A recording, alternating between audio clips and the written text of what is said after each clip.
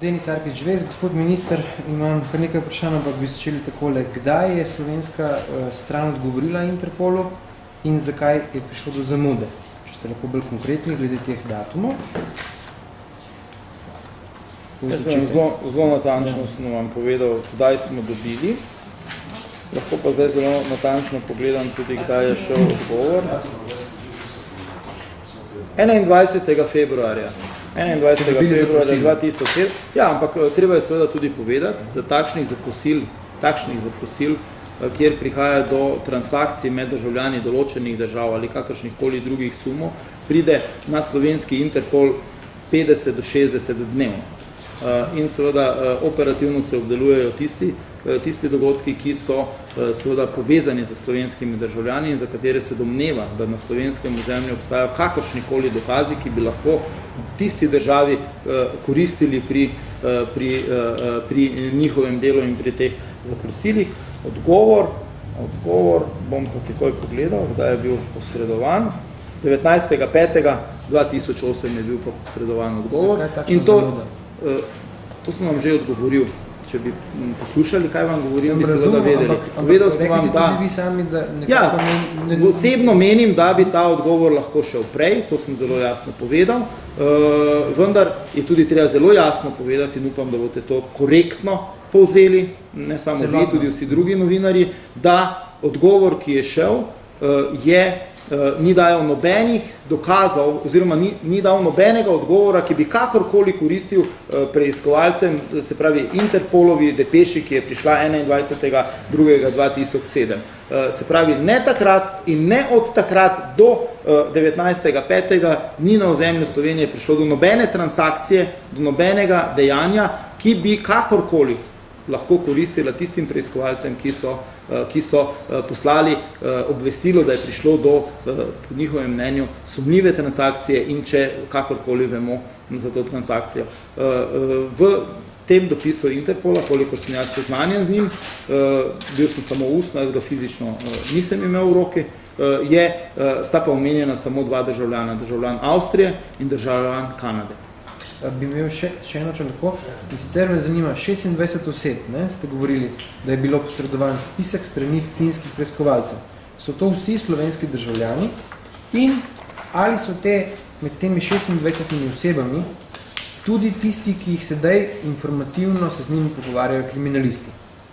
Na to vam pa ne znam odgovoriti, zato ker jaz tega spiska nisem videl, do tega dopisa nimam pravice, zato ker so to operativni podatki, s katerimi razpolaga policija in tudi preiskovalci mi tega dopisa ne smejo dati.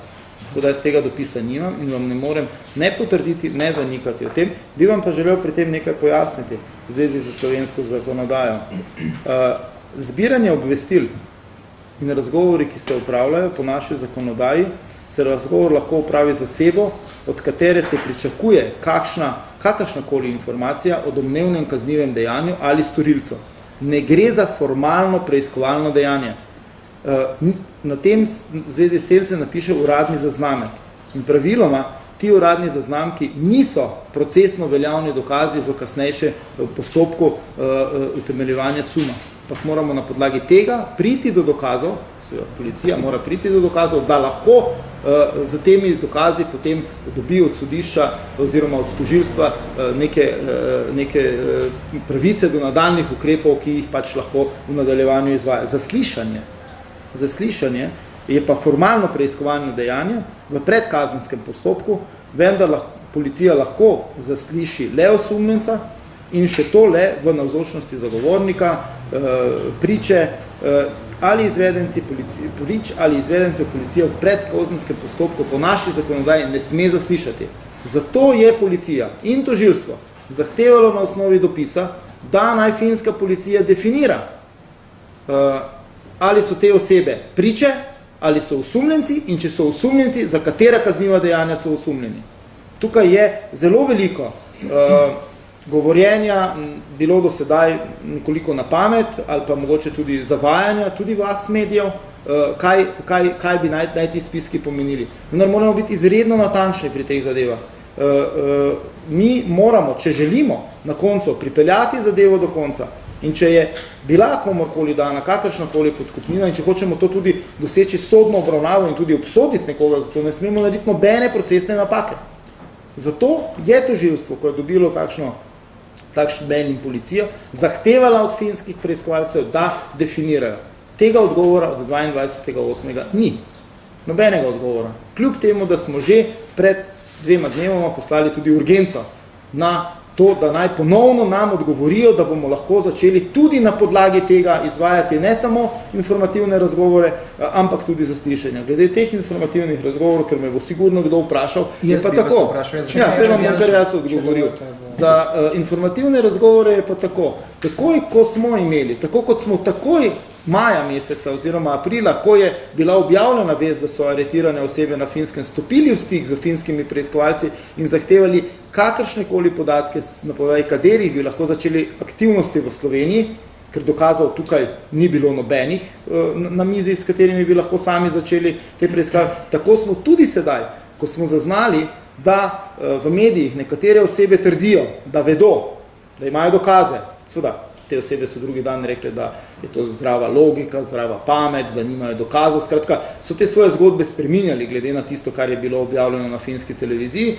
To je njihova stvar.